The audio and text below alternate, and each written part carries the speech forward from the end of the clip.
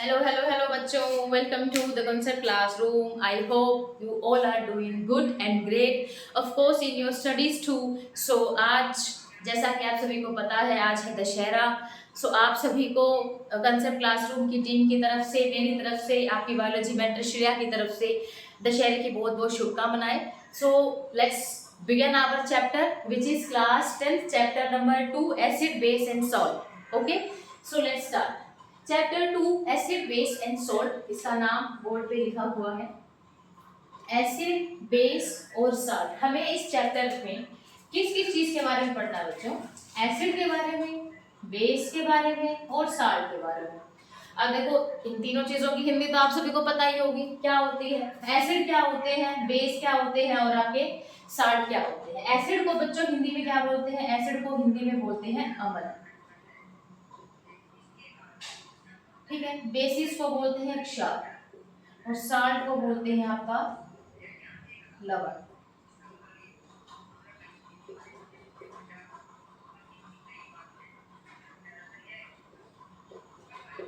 तो ये तीनों चीजें जो है आपकी अम्ल, क्षार और लवण, ये आपको आपका सेकंड चैप्टर है उसके अंदर पढ़नी है. क्लास 10 का सेकंड चैप्टर है acid base and salt.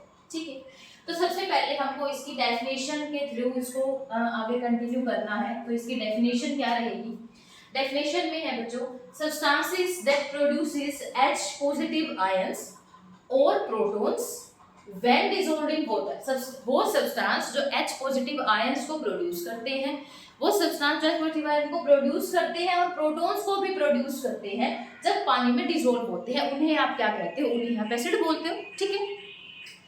Substance that produce H positive ions और protons when dissolved in water. कुछ एग्जांपल्स लिखे हुए हैं यहाँ पर एसिड के, जिसमें आपका HCl है, आपका H2SO4 है और आपका HNO3. ठीक है. ये तीनों आपके किस चीज के एग्जांपल है? आपके एसिड के एग्जांपल है. अब इसकी प्रॉपर्टीज की बात कर ली जाए कि एसिड होने के लिए क्या प्रॉपर्टीज होनी चाहिए उसके अंदर. तो प्रॉपर्टीज क्या है? It has sour taste, turns blue litmus to. Blue litmus को बेटा ये कौन सी कलर में चेंज कर देता है? रेड कलर के अंदर चेंज कर देता है. Conducts electricity in water and corrosive in nature. बेटा ये क्या कहता है कि इसका जो टेस्ट होता है वो सोर होता है, यानी कि ये खट्टे होते हैं. सोर का मतलब खट्टा होता है. ठीक है. Then turns blue litmus to red. ये ब्लू कलर के लिटमस पेपर को, लिटमस पेपर आप सभी ने देखा है ना, जब आप उस पे ड्रॉप डालते हो एसिड की, देन वो ब्लू से किस में टर्न हो जाता है? रेड कलर के अंदर टर्न हो जाता है. तो लिटमस पेपर को ब्लू से रेड में टर्न करता है. Conducts electricity in water. जो एसिड होते हैं बेटा वो वाटर के अंदर इलेक्ट्रिसिटी को कंडक्ट करते हैं. ठीक है. And then they are corrosive in nature. ये नेचर में कैसे होते हैं? कोरोसिव होते हैं. देन हमें ही पढ़ना है रिएक्शंस ऑफ एसिड. अब एसिड रिएक्शंस कैसे करते हैं, क्या सब्सटेंस फॉर्म करते हैं, वो देखेंगे. देखो, तीन तरीके की मैंने यहाँ पे रिएक्शन दिखाई है. सबसे पहले मैंने एसिड को रिएक्ट करवाया है मेटल के साथ. जब एसिड मेटल के साथ रिएक्ट करता है देन वो एक साल्ट बना के देगा और वहां से हाइड्रोजन गैस को रिलीज करवाएगा. देखो इस एग्जांपल देखते हैं. मैंने क्या लिया? मैंने यहाँ पे लिया HCl यानी कि हाइड्रोक्लोरिक एसिड लिया है. ठीक है. मेटल मैंने ले लिया जिंक. हाइड्रोक्लोरिक एसिड को जिंक के साथ रिएक्ट करवाया मैंने, तो उस टाइम पे एक साल्ट बना जिसका नाम था ZnCl2. ठीक है. ये क्या है? आपका एक साल्ट है जिसका नाम क्या है? ZnCl2. जिंक क्लोराइड जिसका नाम है. एंड देन यहाँ से आपकी हाइड्रोजन गैस जो है वो भी बाहर निकली है. एंड देन ये साइन जो है, ये साइन का मतलब आपको पता है ये गैस के लिए यूज किया जाता है. गैस जो है नेचर में रिलीज हो जाती है. ठीक है. मैं रिपीट करती हूँ, एक बार दोबारा समझेंगे. एसिड को जब मैंने मेटल के साथ रिएक्ट करवाया तो देन उसने मेरे को एक साल्ट बना के दिया और हाइड्रोजन गैस निकाल के दी. उसमें एसिड में मैंने यहाँ पे एक एग्जांपल लिखा है जिसमें मैंने हाइड्रोक्लोरिक एसिड को जब मैं जिंक के साथ रिएक्ट करवाती हूँ बेटा, तो ये मेरे को ZnCl2 यानी कि जिंक क्लोराइड नाम का सॉल्ट एंड हाइड्रोजन गैस जो है वो निकाल के देता है. जो गैस है वो एटमॉस्फेयर के अंदर रिलीज हो जाती है. ठीक है. देन यहाँ से हम अपना सेकेंड एग्जाम्पल की तरफ चलते हैं.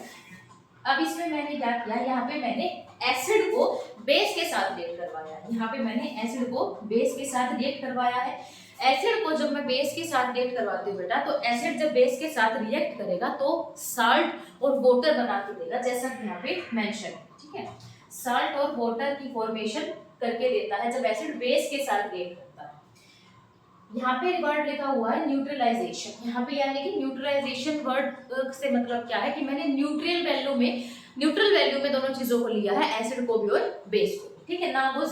मैंने ज्यादा एसिडिक चीजें ली है, मतलब कहने की बात ये है कि मैं यहाँ पे ज्यादा अमाउंट में एसिड लेके बेस को कम कर दूं, देन ये रिएक्शन होगी। बेस ज्यादा लेके एसिड को कम कर दूं, देन ये रिएक्शन होगी। नहीं बेटा, ऐसा नहीं है। इक्वल अमाउंट मैंने एसिड लिया, इक्वल अमाउंट में मैंने बेस लिया, देन इन दोनों को न्यूट्रलाइजेशन करवाया एंड देन इससे जो रिएक्शन हुई उससे मेरे को साल्ट और वाटर मिल गया। यहाँ पे जो मेरा एग्जांपल है, देखो मैंने हाइड्रोक्लोरिक एसिड को NaOH के साथ, जो कि एक बेस है, उसके साथ मैंने इसको रिएक्ट करवाया तो मेरे को एक साल्ट मिला जिसका नाम है NaCl, ठीक है। एंड देन यहाँ से सोडियम क्लोराइड जिसका नाम है, यहाँ पे मैं लिख देती हूँ सोडियम क्लोराइड, ठीक है। एंड देन मेरे को यहाँ से क्या मिल गया, यहाँ से मुझे मिल गया वाटर, ठीक है।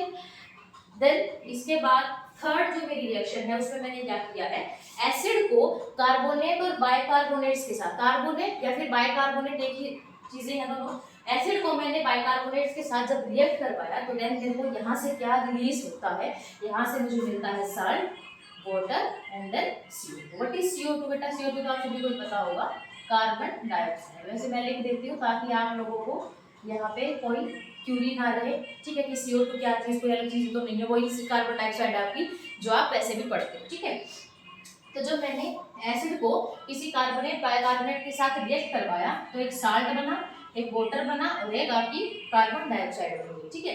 अब इसके अकॉर्डिंग जो हमें एग्जांपल देखते हैं। एसिड मैंने वही से हमारा HCl लिया है। बाइकार्बोनेट की बात करें तो मैंने NaHCO3 का यूज करते हुए यहाँ पे मैंने एक रिएक्शन करवाई।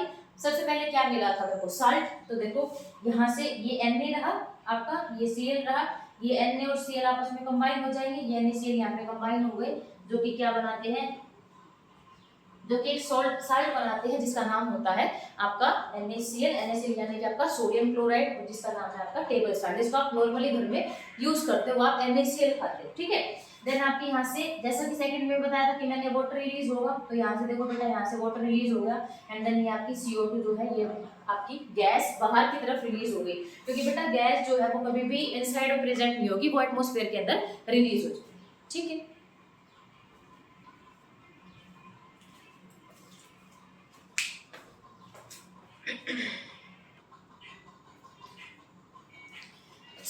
जब हमने पढ़ा कि एसिड क्या है, एसिड की प्रॉपर्टीज क्या होती हैं, एसिड रिएक्शन कैसे कैसे करते हैं, भाई एसिड को आप मेटल के साथ रिएक्ट करवाओगे तो क्या बनेगा, एसिड को आप बेस के साथ रिएक्ट करवा रहे हो तो क्या बनेगा।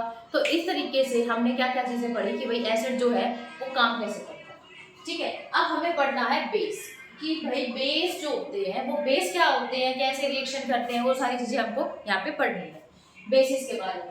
देखो सबसे पहले डेफिनेशन से देखना है, substances that produce OH minus ions in water, वो सब्सटेंस जो कि वाटर के अंदर OH माइनस आयंस को प्रोड्यूस करते हैं, वो सब्सटेंस जो कि आपके वाटर के अंदर OH माइनस आयंस को प्रोड्यूस करते हैं, यानी कि वाटर के अंदर आप क्या करते हैं, रिएक्शंस करते हैं। सो बेटा अब हमें पढ़ना है कि बेस क्या होते हैं, बेस काम कैसे करते हैं, मतलब बेस की डेफिनेशन क्या है, बेस की प्रॉपर्टीज क्या होती है, बेस जब रिएक्ट करवाते हैं तो देन उससे आपको क्या क्या केमिकल सब्सटेंसेस मिलते हैं। जैसे आपने एसिड के बारे में पढ़ा था, एसिड की डेफिनेशन पढ़ी थी, उसके बाद आपने एसिड की प्रॉपर्टीज पढ़ी थी कि एसिड्स जो है सौर होते हैं टेस्ट के अंदर और हाईली कोरोसिव होते हैं नेचर के अंदर, और इस तरीके से आपने सब पढ़ा और फिर आपने उसकी केमिकल रिएक्शन देखी। अभी आपको देखना है कि बेस क्या होते हैं। Substance that produce OH minus ions in water, substance जो कि OH माइनस आयंस किसमें बनाते हैं, आपके वाटर के अंदर बनाते हैं, उसको आप क्या कहते हो, आप उसको बेस बोलते हो, ठीक है। एग्जांपल क्या है आपका NaOH, ठीक है। NaOH ये देखो, ये H यानी हाइड्रोजन, यहाँ हाइड्रोजन है, यहाँ हाइड्रोजन है, यहाँ पे भी आपका हाइड्रोजन, ठीक है। तो ये क्या कह रहा है, आपके एग्जांपल क्या क्या है, NaOH, KOH, COH2, NH4OH etcetera, ये आपके बेस के एग्जांपल होते हैं। अब प्रॉपर्टीज के बारे में बात करूँ, इनकी प्रॉपर्टीज क्या होती है, ठीक है। So they are bitter in taste, taste में बिटर होते हैं, बिटर का मतलब होता है बच्चा कड़वा, कड़वा जो होता है ना, कड़वापन, उसको आप क्या कहते हो, बिटर। तो ये टेस्ट में बिटर होते हैं। ये रेड लिटमस को कैसे कलर में चेंज कर देते हैं बताओ, रेड लिटमस को बच्चे, ये रेड लिटमस को ब्लू कलर के अंदर चेंज कर देते हैं। जैसे आपने देखा था कि एसिड जो थे वो क्या कर रहे थे, ब्लू लिटमस को रेड कलर में चेंज कर रहे थे, ऐसे ही ये जो होते हैं वो क्या करते हैं, रेड लिटमस को सॉरी आपके रेड लिटमस को आपके ब्लू कलर के अंदर चेंज कर देते हैं। देन इसमें लिखा है कंडक्ट्स इलेक्ट्रिसिटी इन वाटर, ये वाटर के अंदर इलेक्ट्रिसिटी को कंडक्ट करते हैं, ठीक है। देन अगर मैं आगे बताऊं तो रिएक्शन ऑफ बेसिस, बेसिस जो होते हैं वो जब रिएक्ट करते हैं तो देन रिएक्शन कैसे होती है बेसिस की। देखो यहाँ पे मैंने दो रिएक्शन दिखाई हुई है। बेटा ये जो रिएक्शन है ये मैंने जो लिखी है, बेस जब एसिड के साथ ऐड करते हैं तो सोल्ट और वाटर बनाते हैं, ये सेम वही एज इट इज रिएक्शन है जो मैंने आपको एसिड में भी लिख के दिखाई थी, ठीक है। उसमें मैंने क्या किया था, उसमें मैंने पहले एसिड लिख दिया था, उसके बाद मैंने लिख दिया था कि मैंने एसिड को बेस के साथ ऐड करवाया। अब यहाँ पे मेरे को बेस लिखना है, यहाँ पे मैं बेस पढ़ा रही हूँ आपको, तो यहाँ पे मैंने बेस प्लस एसिड लिख दिया, यहाँ पे मैंने बेस को पहले लिख दिया, एसिड को बाद में, ठीक है। तो देखो सेम वही है, जब रिएक्शन में उसमें भी आपको सोल्ट और वाटर मिला था तो यहाँ पे भी आपको सोल्ट और वाटर ही मिलेगा। एग्जांपल आपने बेस एक NaOH ले लिया, एक एसिड जो है वो HCl ले लिया, इन दोनों ने रिएक्ट किया, देखो बेटा ये Na रहा, ये Cl रहा, दोनों ने मिलकर क्या बना दिया, NaCl बना दिया, जो कि आपका क्या होता है, आपका टेबल साल्ट होता है, ठीक है। यही तो बोला था इसने कि ये साल्ट बनाएगा, ठीक है। एंड देन आपका ये क्या बच गया, H2 और O, ये इधर एक OH है और यहाँ पे एक H है, तो एक H ये एक H, ये H2 हो गया और ये O यहाँ आ गया, तो ये क्या बन गया आपका H2 बन गया, और इसने यही बोला था कि जो है आपका यहाँ पे वाटर बचेगा, ठीक है। देन आगे बात करूँ तो बेस जब मेटल साल्ट के साथ रिएक्ट करते हैं तब वो क्या बनाते हैं, नया बेस बनाते हैं और एक नया साल्ट बनाते हैं। देख कैसे करते हैं, यहाँ पे देखो बच्चे, यहाँ बेस लिया मैंने, बेस क्या है, NaOH है, NaOH एक बेस होता है, मैंने उसको लिया, उसकी रिएक्शन मैंने करवाई एक मेटल साल्ट के साथ जो है आपका CuSO4। CuSO4 को क्या बोलते हैं, CuSO4 को कॉपर सल्फेट बोलते हैं, कॉपर सल्फेट, ठीक है। यहाँ पे NaOH क्या है आपका, NaOH को क्या बोलते हैं बताओ, NaOH क्या होता है, NaOH जो है आपका वो है आपका सोडियम हाइड्रोक्साइड,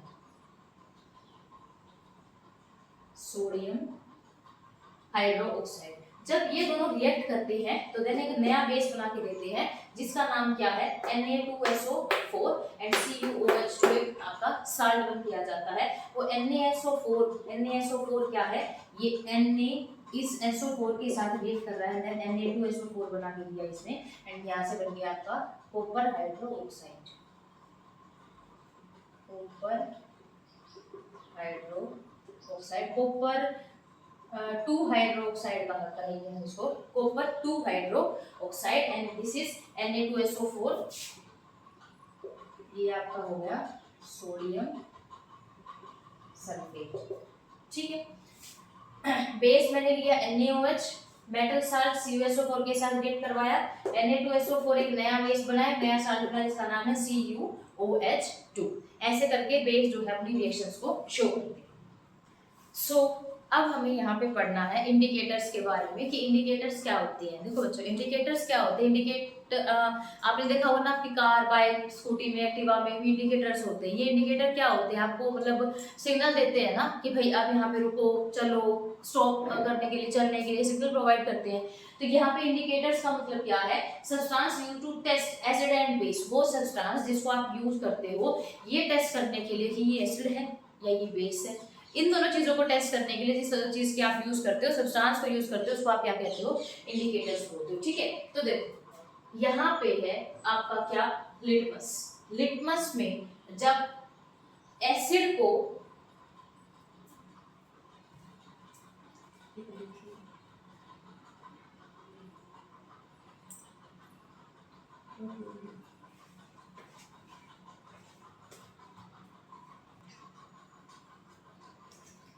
सो अब हमें यहाँ पे पढ़ना है कि इंडिकेटर्स क्या होते हैं, ठीक है। इंडिकेटर्स क्या है, जो वो ऐसी चीजें होती हैं, इंडिकेटर्स वो चीजें होती हैं जिनको आप यूज करते हो ये टेस्ट करने के लिए कि जो आपका सॉल्यूशन है वो एसिडिक है या वो बेसिक, ठीक है। जैसे मैंने यहाँ पे राइट किया हुआ है, substance used to test acid and base, acid और बेस को टेस्ट करने वाले सब्सटेंस को आप क्या कहते हो, इंडिकेटर्स बोलते हो। तो सबसे पहले 3 चीज लिखी हुई है मैंने यहाँ पे, 3 इंडिकेटर्स के बारे में बताया, वो लिटमस के पेपर में, लिटमस पेपर के बारे में, फिनोल्फथालीन के बारे में और आपके मिथाइल ऑरेंज के बारे में, 3 चीजों के बारे में बताया हुआ है मैंने। लिटमस में, लिटमस क्या है, लिटमस एक पेपर होता है, लिटमस इज अ पेपर, ठीक है। उसमें जब आप कोई भी चीज एसिड होती है, लिटमस एक पेपर होता है, तो उसके ऊपर जब आप एसिड की ड्रॉप डालते हो तो उस टाइम पे वो जो है एसिड जो है आपका कैसा कलर शो करता है, रेड कलर शो करता है। अगर वो रेड कलर शो करता है तो आप ये समझ सकते हो कि आपने उसके ऊपर कौन सी ड्रॉप डाली है, एसिड की ड्रॉप डाली है। वो क्या चीज थी, वो जो केमिकल डाला था वो एक एसिड था,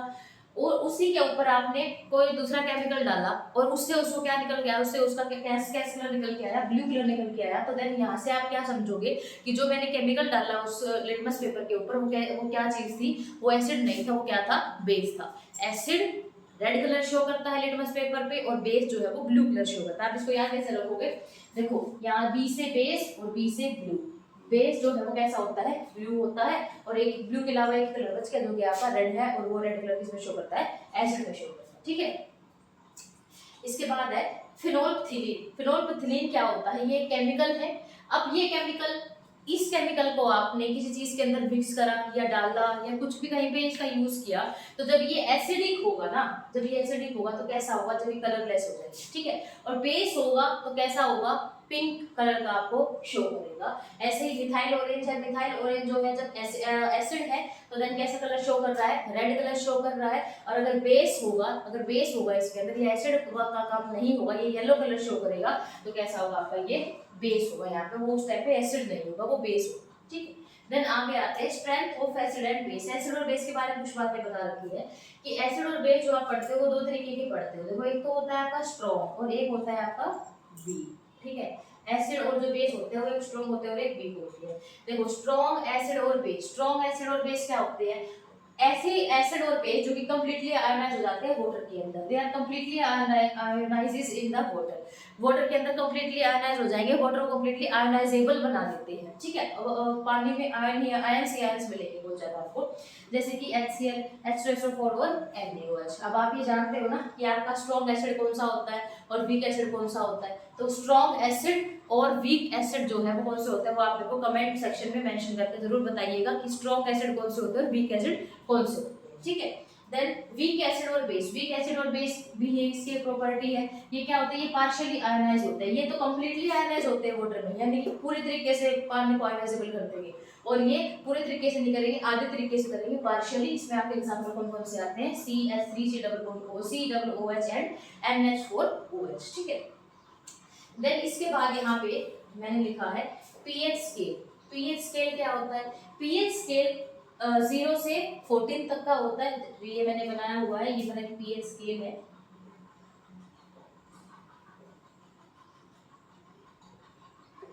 ये पीएच स्केल है, ठीक है। देखो ये यहाँ से शुरू हुआ है 0 1 2 3 4 5 6 7 8 9 10 11 12 13 14, ये 0 से शुरू होता है और 14 पे खत्म होता है। इसका कब यूज किया जाता है, जब हमें ये देखना हो कि एसिडिक है बेसिक है, जिसे हमें कैसे पता लगती है। देखो when pH is less than 7, जब pH less than 7 है, pH जो 7 से कम होता है, तो वहां पे उस टाइम पे वो चीज कैसे हो जाती है, एसिडिक हो जाती है। pH जी, ये आपका pH स्केल है ना, तो pH अगर 7 से कम है, pH 7 से कम है, देखो जैसे 0 से 7, 0 से इसको कैसे डिवाइड किया हुआ है, 0 से 6 फिर 7 अलग से डिवाइड कर रखा है, यहाँ 6 तक अलग से डिवीजन की हुई है, 0 से 6 तक अलग डिवीजन है, ठीक है। यहाँ से डॉट मैं बना देती हूँ, ये न्यूट्रल के लिए है, और फिर ये जो है ये जिगजैग जो मैंने बनाया हुआ है, ये जिगजैग किसके लिए है, ये जिगजैग है मेरा बेसिक के लिए, ठीक है। तो देखो 0 से जब 6 के बीच में है, तो 0 से 6 क्या हुआ, 7 से कम ही तो हुआ।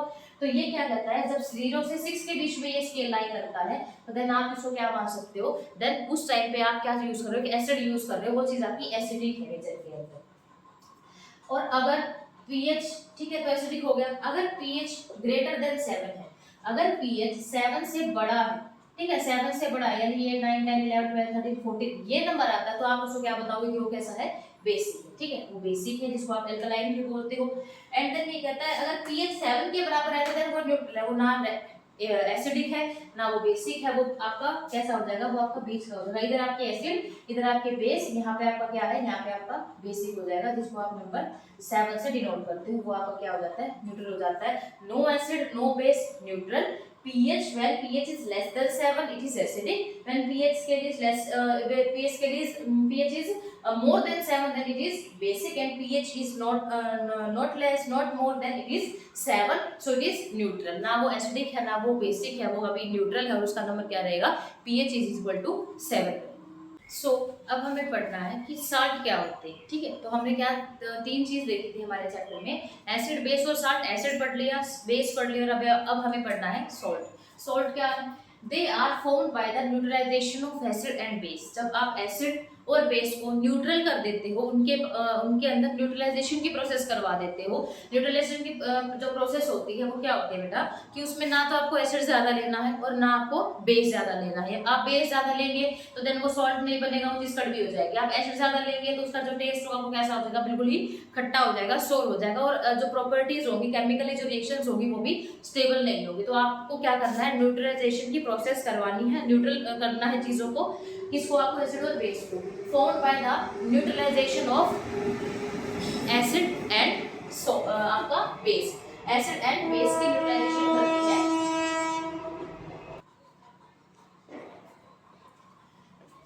अब आपको पढ़ना है कि साल्ट क्या होते हैं. अब आपने, हमारा जो चैप्टर था वो क्या था, एसिड, बेस एंड सोल्ट. ठीक है, तो आपने उसमें एसिड पढ़ लिया था, बेस पढ़ लिया था. अब आपको पढ़ना है कि सोल्ट क्या होते हैं. देखो देखो बच्चों, क्या लिखा हुआ, formed by neutralisation of acid and base. Acid और बेस की न्यूट्रलाइजेशन करने से क्या होता है, क्या बनते हैं, साल्ट बनते हैं. पहले आप न्यूट्रलाइजेशन का मतलब समझो. न्यूट्रलाइजेशन क्या होता है, क्या होता है.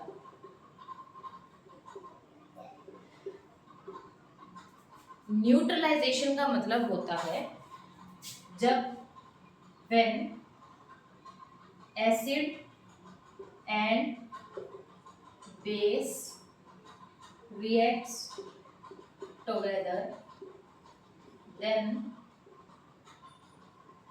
they forms salt and water. This process is known as neutralisation. देखो इसका एग्जांपल ले लेती हूँ यहाँ पे. HCl plus NaOH when reacts then they form NaCl plus H2. देखो बच्चे, न्यूट्रलाइजेशन क्या होता है, यहाँ पे लिखा हुआ ना, formed by the neutralisation of acid and base. Neutralisation का मतलब क्या होता है, when acid and base react together. जब एसिड और बेस आपस में रिएक्ट करते हैं तो क्या बना के देते हैं, सॉल्ट और वाटर बना के देते हैं. When acid and base react together then they form salt and water, and this process is known as neutralisation. इसका एग्जांपल देखो, यहाँ पे ये एसिड है, ये एक बेस है. ये एक एसिड था, हाइड्रोक्लोरिक एसिड था, ये एक बेस था. इन दोनों ने आपस में रिएक्ट किया, रिएक्शन की, तो क्या बना के दिया, NaCl एक साल्ट है, और यहाँ से आपको क्या बना के दे दिया, वाटर बना के दिया. इस प्रोसेस को क्या कहते हैं, न्यूट्रलाइजेशन की प्रोसेस है. एग्जांपल देखो लिखे हुए हैं. साल्ट के एग्जांपल है NaCl, ASO4 और KNO3. 3 तरीके के साल्ट आप देखते हो. नॉर्मल सॉल्ट होता है, एसिडिक सॉल्ट होते हैं और बेसिक सॉल्ट होते हैं. नॉर्मल सॉल्ट जो आप खाने में यूज करते हो, जो कौन सा होता है आपका, सोडियम क्लोराइड NaCl का होता है, K2SO4 होता है. एसिडिक साल्ट की अगर बात करें तो ये NaHSO4 और NaHCO3. इस सॉल्ट में एसिड ज्यादा होता है, इसीलिए ये एसिडिक सॉल्ट है. बेसिक सॉल्ट ZnCl, OH और एक्सेट्रा और भी होते हैं. ठीक है, तो ये इसमें क्या होगा, इसमें जरूर बेस ज्यादा होगा, तो ये बेसिक सॉल्ट है. ठीक है, अब सॉल्ट के पीएच के बारे में अगर हम बात कर लेते हैं. व्हेन एसिडिक साल्ट कब होता है, जब साल्ट के अंदर एसिड ज्यादा हो. When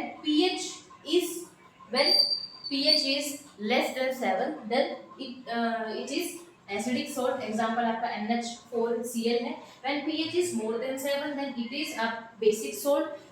Example Na2CO3. And when pH is equal to 7, not more not less, then it is NaCl. इसको आप यूज करते हो, इसको आप क्या कहते हो, टेबल साल्ट. ठीक है, टेबल पे रखने वाला सोल्ट, जो घर में टेबल होते हैं उस पे रखते हैं ना, वो सोल्ट जो होता है वो आपका क्या है, टेबल साल्ट है, वो आपका है NaCl. ठीक है,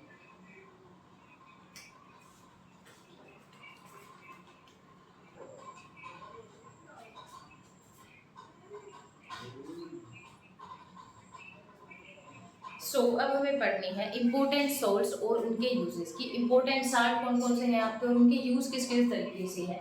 सबसे पहले मैंने लिखा हुआ है इसमें कॉमन सोल्ट, जो कॉमन साल्ट है, मैं आपको पता है NaCl, मैंने आपको बताया है NaCl जो होता है उसको आप कॉमन सोल्ट बोलते हो, या फिर आपका टेबल साल्ट होता है जो आप अपना घर में खाना बनाने में यूज करते हो, ठीक है, वो होता है। तो आपको देखना है कॉमन साल्ट जिसका नाम है NaCl, use in making food, food में यूज होता है, use in making many chemicals, basic raw material, बहुत सारे केमिकल बनाने में, बेसिक रॉ मटेरियल्स बनाने में भी यूज होता है। अब खाना खाना जो आप बनाते हो उसके अंदर जो नमक डालते हो वो आपका NaCl होता है, जिसका नाम क्या होता है आपका सोडियम क्लोराइड होता है, ठीक है, ये आपका कॉमन साल्ट है। Then second one is the bleaching powder, bleaching powder का फॉर्मूला होता है CaOCl2। आप सभी को ये ध्यान रहे, जितने भी साल्ट मैं आपको लिखवा रही हूँ, ये सब सभी सॉल्ट पेपर के अकॉर्डिंग, पेपर के वे से बहुत इंपॉर्टेंट है, तो आप इसको एग्जाम व्यू के अकॉर्डिंग इंपॉर्टेंट मान के चले, इनका नाम और इनके फॉर्मूले आपको जरूर याद होने चाहिए, ठीक है। तो ब्लीचिंग पाउडर जो है उसका फॉर्मूला क्या है आपका CaOCl2, ये आपका फॉर्मूला है। Made by the reaction of chlorine with dry slate lime, ये क्या कहता है, ये कब बनता है, जब आपका क्लोरीन ड्राई स्लेट लाइम के साथ रिएक्ट करता है तब आपका क्या बनता है, आपका ब्लीचिंग पाउडर बनता है। क्लोरीन तो आपको समझ में आ जाएगा, लेकिन ये स्लेट लाइम क्या होता है, ये होता है बेटा जब क्विक लाइम आपका वाटर के साथ रिएक्ट करता है तो देन आपको क्या बना के देता है, स्लेट लाइन बना के देता है, ठीक है। इसको आप स्लेट लाइन कहते हो। इसके यूजेस कहाँ है आपके, ये जो स्लेट लाइन में बेसिकली आपका ब्लीचिंग पाउडर में यूज होता है, ठीक है, तो ये ब्लीचिंग पाउडर बनाने में यूज हो रहा है आपका ड्राई स्लेट लाइन। यूज कहाँ है इसके, डिसइंफेक्टेंट में, यानी कि इन्फेक्शन को हटाने के लिए, bleaching for cotton and linen, जो कॉटन का जो कपड़ा होता है और लाइनिंग का जो कपड़ा होता है उसको ब्लीच करने में, ब्लीचिंग देने में, एंड मेकिंग क्लोरोफॉर्म, क्लोरोफॉर्म बनाने में यूज होता है। देन थर्ड है आपका बेकिंग सोडा, बेकिंग सोडा का फॉर्मूला है आपका NaHCO3, क्या है NaHCO3, ये आपका बेकिंग सोडे का फॉर्मूला है। Formed by the solver process, ये सोल्वर प्रोसेस से बनता है। यूजेस क्या है इसके, बेकिंग पाउडर बनाने में इसका यूज किया जाता है, एज एंटासिड इसका यूज किया जाता है, सोडा एसिड फायर एक्सटिंग्विशर के अंदर भी इसका यूज किया जाता है। तो आप वो देखते हो जो सोडा एसिड फायर एक्सटिंग्विशर्स होते हैं उनके अंदर भी आपका बेकिंग सोडा का यूज किया जाता है। नेक्स्ट वन है आपका वॉशिंग सोडा, वॉशिंग सोडा क्या है आपका Na2CO3.10H2, ये इसका फॉर्मूला रहेगा वॉशिंग सोडा का। वॉशिंग सोडा क्या है, जिससे सर्फ जो होता है आपका वो यही है, ठीक है। तो made from baking soda, washing soda baking soda से बनता है। Softening hard water, hard water को सॉफ्ट करता है। क्लीनिंग एजेंट है, साफ सफाई में, अब सर्फ से कपड़े धोते हो तो साफ सफाई का ही तो काम होता है। क्लीनिंग एजेंट के अंदर लिखा जाता है, ग्लास और पेपर इंडस्ट्री के अंदर भी आपका वॉशिंग सोडा का यूज किया जाता है। सो अब हमें पढ़ना है प्लास्टर ऑफ पेरिस यानी कि पीओपी के बारे में, ठीक है। तो पीओपी क्या है, हमारा प्लास्टर ऑफ पेरिस है, इसका फॉर्मूला है हमारा CaSO4.12H2, ये आपको जरूर अपने नोटबुक में नोट करना है, CaSO4.12H2। इसकी प्रोसेस क्या है, बाय हीटिंग जिप्सम, जिप्सम को जब आप हीट करते हो तो उससे आपका क्या बनता है, आपका जो प्लास्टर ऑफ पेरिस बनता है। जिप्सम का आपका फॉर्मूला होता है CaSO4.2H2, ये क्या होता है आपका जिप्सम का फॉर्मूला होता है, इसको सभी नोट कर लीजिए। जब आप इसको हीट करते हो तो आप क्या बनाते हो, प्लास्टर ऑफ पेरिस बनाते हो। प्लास्टर ऑफ पेरिस का यूज कहाँ है, मॉल्स के अंदर स्टैचू बनाने में, बोन का फ्रैक्चर करने में, वॉल की कोटिंग करने में, इन सारी चीजों के अंदर आपका यूज किया जाता है किस चीज का, प्लास्टर ऑफ पेरिस का। ये सब चीजों के बारे में आप जानते हैं अच्छे से। जो आपकी पीओपी आप यूज करते हो दीवारों के ऊपर पेंट करवाते हो उस टाइम पे, जब बोन आपकी हड्डी टूट जाती है तो फ्रैक्चर माना जाता है, उसके ऊपर जो वाइट वाइट कोटिंग लगाई जाती है वो आपकी किसी होती है, वो आपकी पीओपी की होती है। आपके स्टैचू वगैरह मॉल्स वगैरह बनाने के अंदर भी प्लास्टर ऑफ पेरिस का ही यूज है। जो मूर्तियां वगैरह बनती है आपकी वो सभी प्लास्टर ऑफ पेरिस से बनती है। देन इसके बाद है वाटर ऑफ क्रिस्टलाइजेशन। ये वाटर ऑफ क्रिस्टलाइजेशन क्या होता है, fix number of water molecules present in one formula unit of a salt.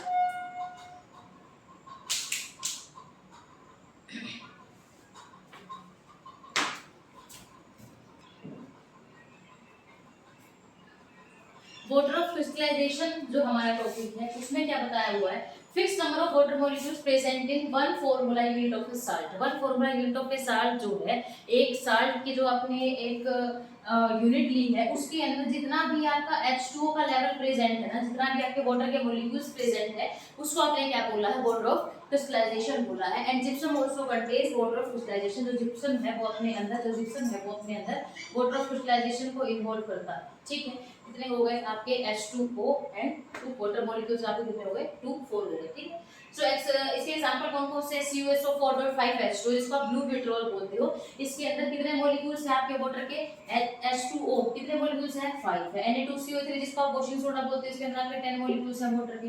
Gypsum जो आपके CHO डॉट H2H2 इसके अंदर आपके कितने मॉलिक्यूल है 2H2 2 मॉलिक्यूल्स है तो 2 वाटर मॉलिक्यूल्स इसके अंदर आपके कंटेन होती है। देन इसके बाद आगे लिखा हुआ है when POP is mix with water, जब POP को आप वाटर के साथ मिक्स करते हो तो देन आप क्या फॉर्म करते हो, उस टाइम पे आप क्या फॉर्म करते हो, उस टाइम पे आप जिप्सम की फॉर्मेशन करते हो। देखो यहाँ पे रिएक्शन लिखी हुई है, ये है आपका प्लास्टर ऑफ पेरिस को मिक्स किया वाटर के साथ। ये क्या है आपका plaster of Paris CaSO4.5H2O CaSO4.5H2, ये आपके क्या है POP हो गई। इसको आपने मिक्स किया किसके साथ वाटर के साथ, वाटर के साथ मिक्स करके आपने इसका क्या बनाया है जिप्सम बनाया। ये आपका यहाँ से क्या हो गया जिप्सम की फॉर्मेशन हो गई। सो अब हमें पढ़ने कुछ नेचुरली ऑकरिंग एसिड्स, जिसमें सबसे पहले मैंने यहाँ पे लिखा हुआ है विनेगर के बारे में। विनेगर के अंदर एसिटिक एसिड होता है। सेकेंडली आपका ऑरेंज के अंदर आपका सिट्रिक एसिड होता है। थर्ड लेमन के अंदर भी आपका सिट्रिक एसिड होता है। बेसिकली जो खट्टी चीजें होती हैं आपकी सोर सब्सटेंसेस होती है उनके अंदर आपका सिट्रिक एसिड देखने को मिलता है। फोर्थ आपका टेमेरिन के अंदर आपका टर्टेरिक एसिड होता है। इमली टेमेरिन जो होती है वो इमली होती है, उसके अंदर आपका क्या होता है टर्टेरिक एसिड देखने को मिलता है। फिफ्थ आपका सोर मिल्क यानी कि कर्ड के अंदर आपकी दही के अंदर आपका लैक्टिक एसिड देखने को मिलता है आपको। और सिक्स आपको आंट स्टिंग के अंदर मेथनोइक एसिड और टोमेटो के अंदर लास्ट आपको ऑक्सैलिक एसिड देखने को मिलता है। विनेगर में एसिटिक एसिड, ऑरेंज में सिट्रिक एसिड, लेमन में सिट्रिक एसिड, टेमेरिन में टर्टरिक एसिड, सोर मिल्क में लैक्टिक एसिड, आंट स्टिंग के अंदर आपका मेथनोइक एसिड और टोमेटो में आपका ऑक्सैलिक एसिड। सो यहाँ से आपका चैप्टर नंबर 2 जो आपका एसिड बेस और साल्ट है वो कंप्लीट होता है। ऐसे ही अच्छी वीडियोस के लिए आपके कंप्लीटली चैप्टर के एक्सप्लेनेशन के लिए सब्सक्राइब करें, चैनल को लाइक करें। Thank you so much, bye bye.